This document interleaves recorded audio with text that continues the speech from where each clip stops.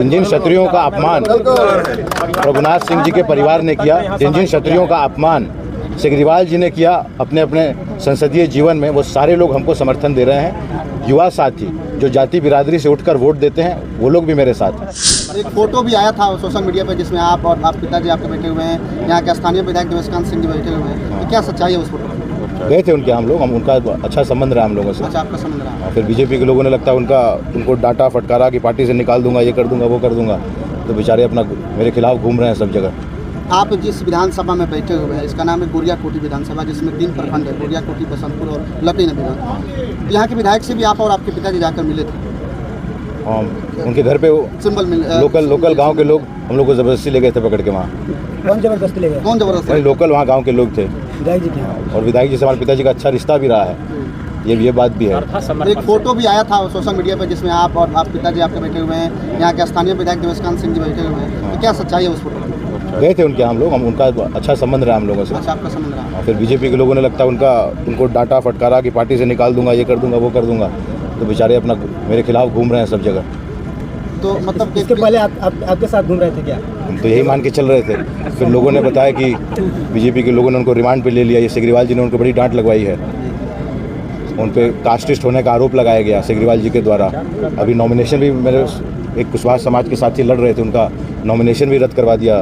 आपके कहने के अनुसार विधायक जी मतलब आप लोग के साथ ही है? बेचारे अंदर से तो है, लेकिन अब फंस गए तो रिमांड पे ले लिया भाजपा। विधायक गुड़ियाकोटी छोड़िए ना, विधायक छोड़िए, तो आपके साथ में है लोग हमारे साथ हैं वहाँ के। अब विधायक जी को क्यों इतना ऑलरेडी चुनाव लड़ने से पहले भी आपके पिताजी वहाँ आते जाते थे विधायक के यहाँ? हाँ, अच्छा रिश्ता रहा हम लोगों का, बहुत ही प्रतिष्ठित परिवार से आते हैं। लेकिन अब सिग्रीवाल जी ने ऐसा कर दिया उनके साथ, वो वही जिस फोटो की आप चर्चा कर रहे हैं, जब समझ सकते हो आप लोग पॉलिटिक्स में। आखिरी सवाल ये है, लोगों के जहन में ये बात चल रही है कि आकाश सिंह, देखिए बीजेपी के जितने भी लोग हैं, है ना, जो हमारी बिरादरी से आते हैं, सारे लोग हमारा समर्थन कर रहे हैं। कुछ लोग खुलकर भी कर रहे हैं, और बीजेपी के जो ऑफिस बेरर्स वगैरह है वो लोग इंटरनली कर रहे हैं। और मैं कहीं से भी चुनाव लड़ूंगा तो ये लोग हम लोगों के साथ रहते हैं। मोतिहारी में भी जब हम लोग यदि वहाँ चुनाव लड़ते हैं तो बीजेपी के सारे लोग, भूमिहार ब्राह्मण समाज के लोग हम लोगों के साथ हो जाते हैं, क्योंकि उनके दिलों पर मोदी जी का राज नहीं है। वहाँ पे डॉक्टर अखिलेश प्रसाद सिंह जी को वो लोग मानते हैं, मुझे अपना बेटा मानते हैं। एक बड़ी सवाल है, जैसे कि आप कह रहे हैं कि हमारे समाज के लोग हमारे साथ हैं, चाहे वो बीजेपी के पार्टी में हो,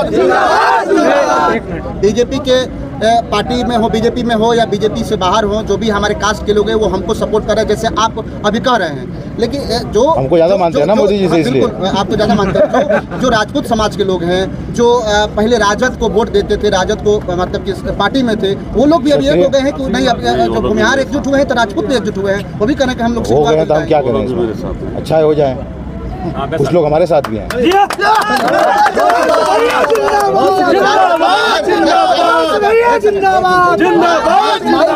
देखा जाए, एक सेकंड,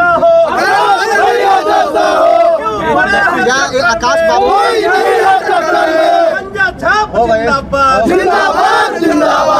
आकाश बाबू, जैसे आप कह रहे हैं कि कोई बात नहीं है, राजपूत लोग, राजपूत के जो राजद में थे वो हमारे साथ भी हैं कुछ लोग।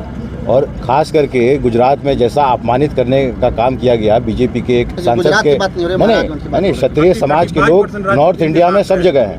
और जैसा अपमानजनक टीका टिप्पणी की गई बीजेपी के उम्मीदवार के द्वारा गुजरात में, आप लोगों ने देखा कि करनी सेना ने कैसा प्रोटेस्ट किया पूरे देश में। उस प्रोटेस्ट को देखते हुए क्षत्रिय समाज के भी लोग हमको समर्थन दे रहे हैं। जिन क्षत्रियों का अपमान रघुनाथ सिंह जी के परिवार ने किया, जिन क्षत्रियों का अपमान सिग्रीवाल जी ने किया अपने अपने संसदीय जीवन में, वो सारे लोग हमको समर्थन दे रहे हैं। युवा साथी जो जाति बिरादरी से उठकर वोट देते हैं, वो लोग भी मेरे साथ हैं। सभी जाति धर्मों का हमको समर्थन मिल रहा है, और सबसे ज़्यादा अगर समर्थन मुझे किसी का मिल रहा है तो दलित समाज का मिल रहा है, जो मोदी जी से